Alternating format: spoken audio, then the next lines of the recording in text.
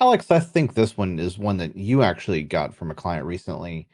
Yes. When do I get a technical account manager, and what can they do for me? Actually, the framing of this question was really more around why should I care? Right. Right. And this is actually very, very good question. This is a question that a lot of people, particularly people who are just kind of crossing that threshold from being like a really small AWS customer into a medium to large size AWS customer, they have this question a lot. And a lot of that question boils down to like, what can the TAM do for me? The technical account manager. I'm going to use the TAM acronym just for shorthand so I don't run out of breath.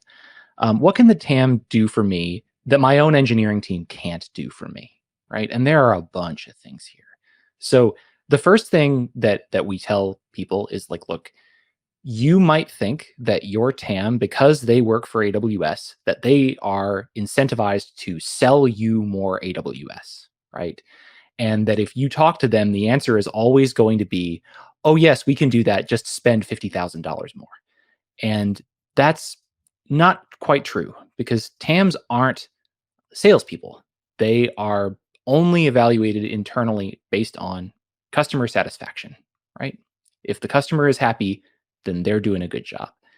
That kind of translates into what the TAM can do for you in a number of different ways, right? The first thing is if you aren't quite sure what to do architecturally in AWS, you can go to your TAM and say, hey, like, what do we do here?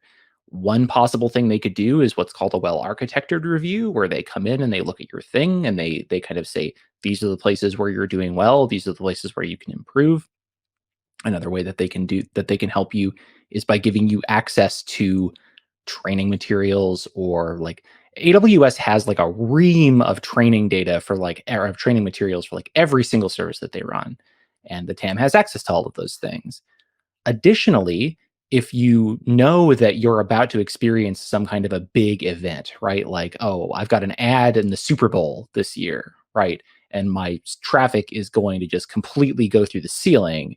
You can tell your TAM that, and your TAM can help you prepare for that eventuality, right? And make sure that your thing doesn't fall over, right? Because it's not good for AWS if your thing falls over, if people find out that you're running on AWS. Um, there's a bunch of other stuff here too, right? Like a TAM is kind of your connection to AWS's product teams, right? Where if you're a heavy user of Service X and there's a thing it doesn't do, you can go to your TAM and go, hey, can you like talk to that team and see if that's on their roadmap? Or like, can you try to get it on their roadmap? Now, obviously, the TAM is just one person. They're going to have limited exposure to that or limited ability to do anything, but they can. Whereas, like you by yourself, like if you were to go to the head of like Lambda and say, hey, do this thing, they'll go like, who are you? Right.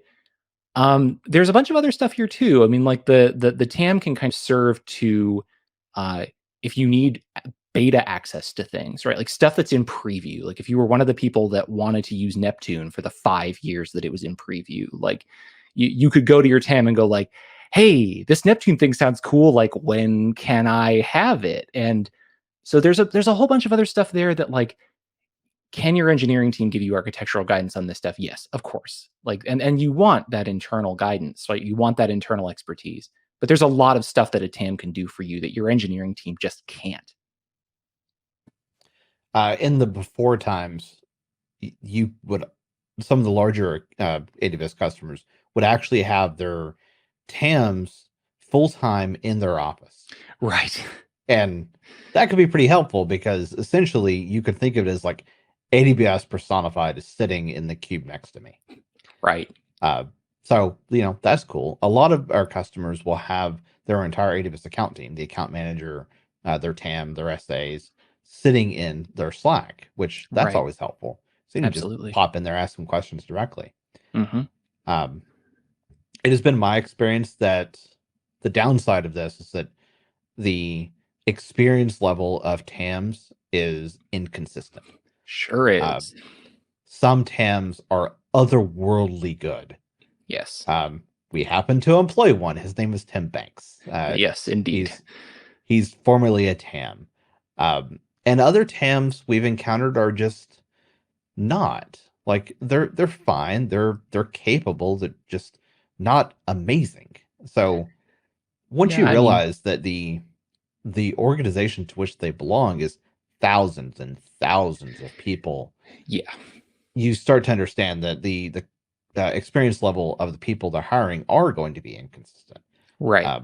So like that's the thing you do have to be concerned with. Not every TAM will be someone who meets the needs of your organization. Um, so that part sucks.